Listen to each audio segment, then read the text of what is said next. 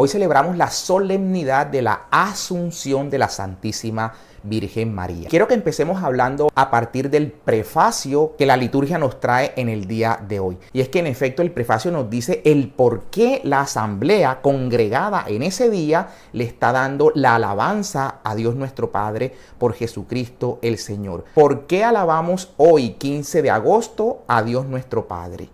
Porque hoy ha sido llevada al cielo la Virgen Madre de Dios. Ella es figura y primicia de la iglesia que un día será glorificada. Ella es consuelo y esperanza del pueblo, todavía peregrino en la tierra.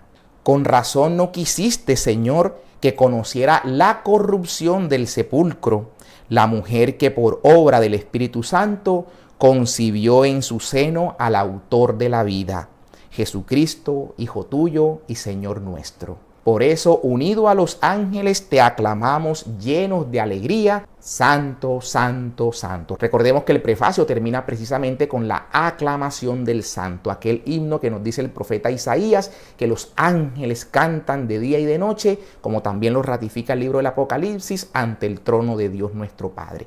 A esas voces angelicales entonces nos unimos con el cántico del Santo para alabar la gloria de Dios en el día de hoy por las maravillas que hizo en María. Recordemos el Magníficat que también se nos proclama hoy, porque el poderoso ha hecho obras grandes por mí. Alabamos al poderoso por esta obra magnífica que hizo en su sierva María, que llevó a los cielos en cuerpo y alma, precisamente como dice el prefacio, como un anticipo de lo que toda la iglesia va a experimentar. En María entonces el pueblo cristiano también ve la promesa que está hecha para toda la cristiandad, para toda la iglesia. Y un detalle también para señalar del prefacio cuando nos dice, porque hoy ha sido llevada a los cielos la Virgen. Hoy es lo que los hebreos llamaban el sícaro, actualizar un hecho. No es solamente recordar que algo ocurrió, sino que la liturgia hace presente el acontecimiento que se celebra. Por eso en la Eucaristía hablamos también de la anamnesis nosotros, ese memorial que se hace presente. La liturgia actualiza el acontecimiento y participamos de las gracias de ese acontecimiento. Pues bien, y la liturgia ha seleccionado los textos de esta celebración y en el corazón de ellos, en el Evangelio, nos presenta el Evangelio de San Lucas, en el que se nos narra la visita de María a su prima Santa Isabel. Y este pasaje es muy importante en el contexto de la Asunción, porque precisamente Lucas, cuando nos narra este pasaje, hace un paralelismo con el traslado del Arca de la Alianza que vemos relatado en el segundo libro de Samuel en el capítulo 6. Vamos a ver cómo Lucas, mientras relata ese traslado de María hacia la casa de Isabel, va haciendo el paralelo con lo que era el traslado del Arca de la Alianza, para mostrarnos que María es justamente el arca de la nueva alianza, el arca que en su seno porta la presencia del Emmanuel, del Dios con nosotros. Lo primero que Lucas va a decir es que María se puso en pie, se levantó y se fue a prisa. Justamente las palabras que se usan para hablarnos en ese pasaje del segundo libro de Samuel para decirnos que David se levantó para el traslado del arca. Lucas nos va a contar que María se va a la región montañosa, mientras que en el libro de Samuel se nos va a decir que el arca va a subir hacia Jerusalén, en subida hacia la montaña, hacia el monte. Luego Lucas nos va a decir que al llegar María, Isabel va a decir, ¿cómo va a venir a mi casa la madre de mi Señor? Son justamente las palabras que usa David en aquel pasaje cuando luego de tener Usa el atrevimiento de tocar el arca, va a decir David, ¿cómo llevaré a mi casa el arca del Señor? Y Lucas sigue con este paralelo diciéndonos que al llegar María, el niño Juan, que estaba en el vientre de Isabel su madre, salta de alegría al oír el saludo de María. Esto lo pone Lucas en paralelo con lo que hacía David delante del arca, saltaba, danzaba delante del arca. La nueva arca de la alianza María, con su presencia, hace saltar de gozo a Juan en el vientre de su madre, como David saltaba de gozo ante el arca de la alianza mientras era trasladada. Nos dice el texto del Antiguo Testamento que el arca duró 3 meses en la casa de Obededón, mismo tiempo que Lucas se empeña en decir que fue el que duró María en la casa de su prima Isabel. Claramente nos está mostrando Lucas un paralelo entre este traslado del arca y este traslado de María hacia la casa de su prima Isabel. El arca con la presencia de Dios en su interior, María Santísima con la presencia de Dios Hijo en su vientre. El nuevo arca de la alianza. Recordemos precisamente que el arca en el año 586, con la invasión que hace Babilonia inicialmente a la parte norte y luego que puede llegar ya al sur, destruye las murallas, destruye el templo, exilia a los israelitas hacia Babilonia y allí se pierde el rastro de esta arca de la alianza que nunca más se volvió a hallar. Luego vemos en el Apocalipsis cuando Juan está narrando una visión y dice que ve al cielo y ve precisamente el arca de la alianza.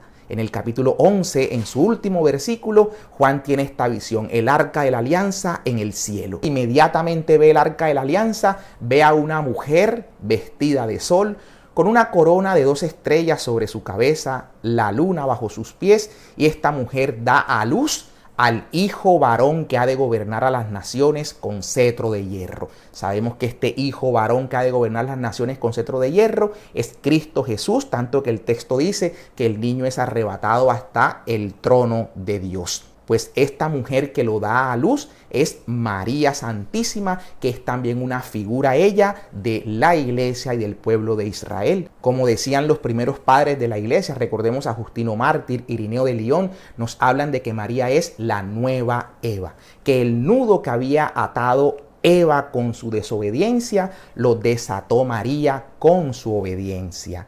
Que así como la serpiente había seducido a la Virgen Eva y la Virgen Eva había acogido la palabra de la serpiente y engendrado en su seno el pecado, contrariamente María oyó la voz del ángel, la acogió y engendró en su seno al Salvador del mundo, la vida. María es por tanto la nueva Eva, de cuya descendencia saldría quien aplastaría la cabeza de la serpiente. Por tanto, la nueva Eva, que es María, es también como la hija de Sión, la madre de las naciones, la madre de la iglesia, la madre de Cristo. Ella es madre de Jesucristo y Cristo es cabeza de la iglesia y nosotros somos su cuerpo místico.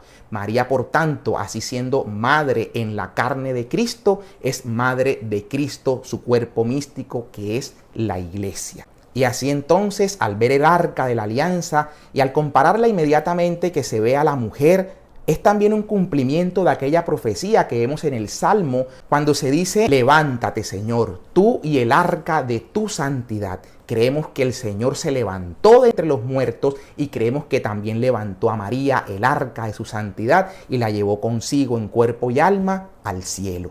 Y es que efectivamente cuando vemos en las Escrituras cuál es el puesto de la madre, del rey, encontramos por ejemplo aquel salmo hermoso, el 45, que haciendo una aclamación al rey le dice: y al lado tuyo está la reina vestida con oro de Ofir.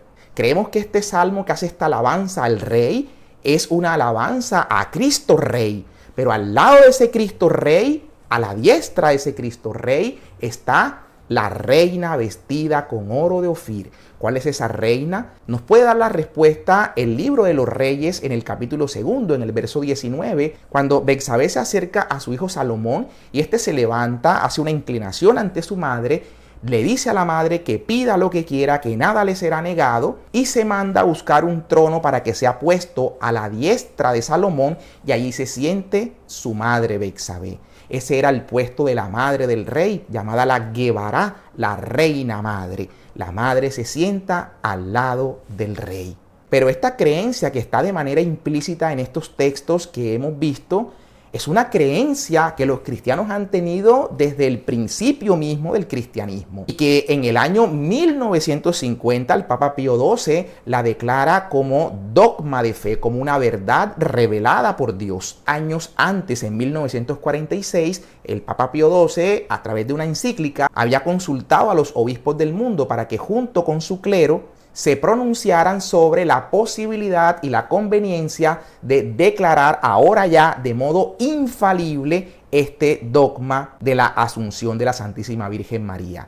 1.181 respuestas de obispos de todas las partes del mundo llegaron a la Santa Sede. Solo 6 de estos 1.181 expresaron alguna reserva, más que todo relativa a la conveniencia de la declaración, no tanto en cuanto a la verdad de la doctrina. Y es que años antes, más de 8 millones de fieles a lo largo y ancho del mundo habían firmado una petición solicitándole al Papa que declarara este dogma como verdad de fe.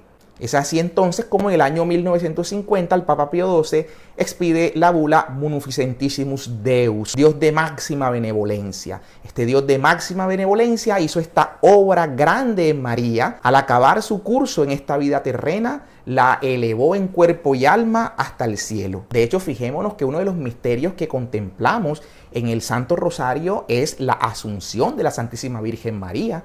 Y esto mucho antes de 1950, cuando se declara el dogma de la Asunción. O sea, como el pueblo fiel ya creía en esta gran verdad y la tenía como certeza en su fe. Lo que hace el Papa es decirle a los fieles y confirmarles que eso que creen es absolutamente cierto. La Iglesia, como columna y base de la verdad, define infaliblemente esta gran verdad de fe. Haciendo un recuento de cómo grandes teólogos a la luz de las Escrituras habían también ratificado esta gran verdad creída por la Iglesia desde sus albores, desde sus inicios. Veamos esos textos. San Juan Damasceno, este eximio doctor de la Iglesia, que al respecto dice lo siguiente: era necesario que aquella que en el parto había conservado ilesa su virginidad, conservase también sin ninguna corrupción su cuerpo después de la muerte. Era necesario que aquella que había llevado en su seno al Creador hecho niño, habitase en los tabernáculos divinos. Era necesario que la esposa del Padre habitase en los tálamos celestes. Era necesario que aquella que había visto a su Hijo en la cruz, recibiendo en el corazón aquella espada de dolor de la que había sido inmune al darlo a luz, lo contemplase sentado a la diestra del Padre. Era necesario que la Madre de Dios poseyese lo que corresponde al Hijo y que por todas las criaturas fuese honrada como Madre y sierva de Dios, dice San Juan Damasceno.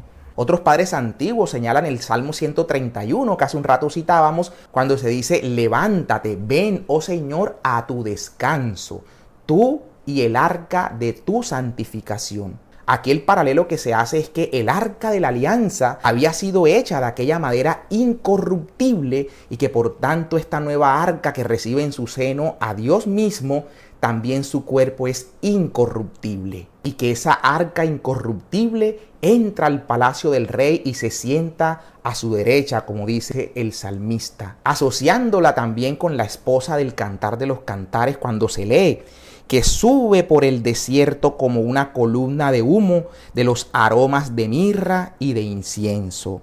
Como quien dice, esa esposa subió para ser coronada en los cielos. En esa misma línea tenemos a San Germán de Constantinopla, quien expresa lo siguiente: tú, como fue escrito, apareces en belleza, y tu cuerpo virginal es todo santo, todo casto, todo domicilio de Dios. Así también por esto es preciso que sea inmune de resolverse en el polvo, sino que debe ser transformado en cuanto humano hasta convertirse en incorruptible. Y debe ser vivo, gloriosísimo, incólume y dotado de la plenitud de la vida. Por su parte, San Antonio de Padua, citando el capítulo 60 del profeta Isaías, que dice: glorificaré el lugar de mis pies, va a sostener San Antonio lo siguiente: de aquí se deduce claramente, dice, que la bienaventurada Virgen María fue asunta con el cuerpo que había sido el sitio de los pies del Señor. Por eso escribe el salmista, dice San Antonio, haciendo cita de aquel salmo en el que también se fijaron los antiguos padres: ven, oh Señor, a tu reposo, tú y el arca de tu santificación. Como Jesucristo, dice San Antonio, surgió de la muerte vencida y subió a la diestra de su Padre, así resurgió también el arca de su santificación, porque en este día la Virgen Madre fue asunta al tálamo celeste. San Alberto Magno, que haciendo un profundo estudio tanto de las Sagradas Escrituras como de la liturgia y de la historia, va a decir lo siguiente: de estas razones y autoridades y de muchas otras, es claro que la Beatísima Madre de Dios fue asunta en cuerpo y alma por encima de los coros de los ángeles. Y esto lo creemos como absolutamente verdadero. Y el mismo San Alberto, en un discurso el día de la anunciación del ángel a María, explicando en las palabras del ángel, Dios te salve, llena eres de gracia, va a decir que María, haciendo él un parangón con Eva, va a decir que María fue inmune a la cuádruple maldición que se profirió respecto de Eva. María no vio sobre sí esas maldiciones porque justamente era la nueva Eva que fue llena de gracia. Y por su parte San Buenaventura va a sostener lo siguiente, que es absolutamente cierto que del mismo modo que Dios preservó a María Santísima de la violación del pudor y de la integridad virginal en la concepción y en el parto, así no permitió que su cuerpo se deshiciese en podredumbre y ceniza.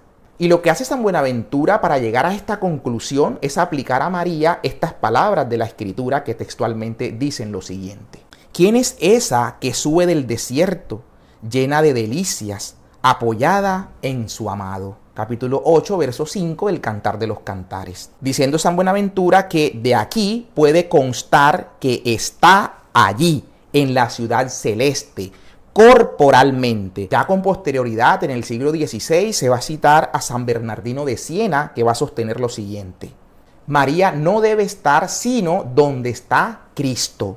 No se puede pensar que la Reina Celeste esté separada del Rey de los cielos.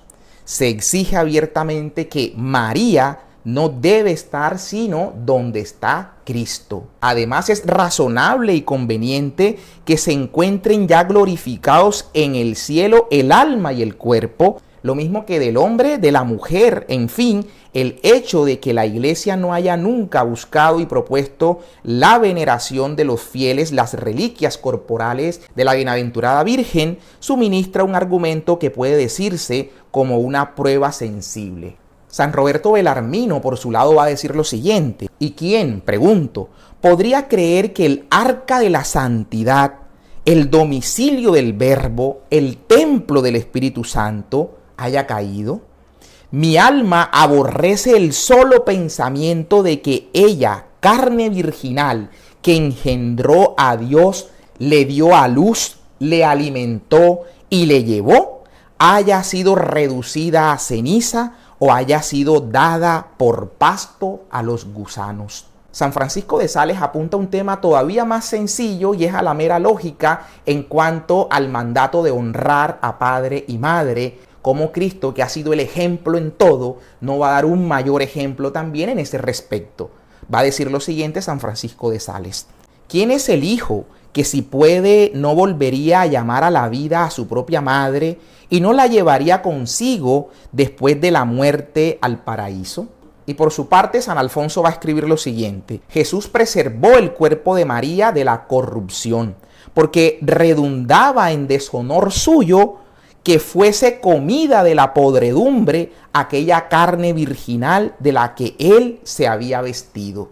Qué bonito, ¿no? Aquella mujer cuya carne vistió al Dios con nosotros, cómo esa carne que fue el vestido del Señor va a ser podredumbre y comida para los gusanos. Recordemos ese paralelo: así como la madera del arca de la alianza era incorruptible, así también la carne que llevó en su interior al Dios con nosotros, por supuesto, es incorruptible. Otro de los doctores de la Iglesia va a señalar lo siguiente: los misterios de la gracia que Dios ha obrado en la Virgen no son medidos por las leyes ordinarias, sino por la omnipotencia de Dios. Así este gran doctor señalaba que con la misma firmeza que creemos en la Inmaculada Concepción extraída de las Sagradas Escrituras, hemos de creer también en la Asunción de la Virgen, y que estas dos verdades de fe están indisolublemente ligadas. De hecho, recordemos lo que dice María: el poderoso ha hecho obras grandes por mí. Estas obras hechas por Dios en la Santísima Virgen se miden precisamente desde la omnipotencia de Dios y no desde las percepciones meramente humanas. sino, repito, desde la omnipotencia de Dios.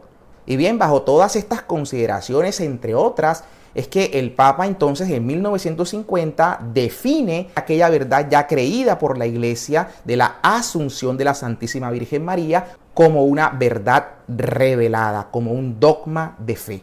Encontramos en el documento, digámosle así, una triple dimensión de este dogma. Primeramente, la dimensión cristológica. Todo es por Cristo y para mayor gloria de Cristo. Siempre hemos entendido que toda veneración, honra a María, ha de ser siempre en función de la gloria de Dios.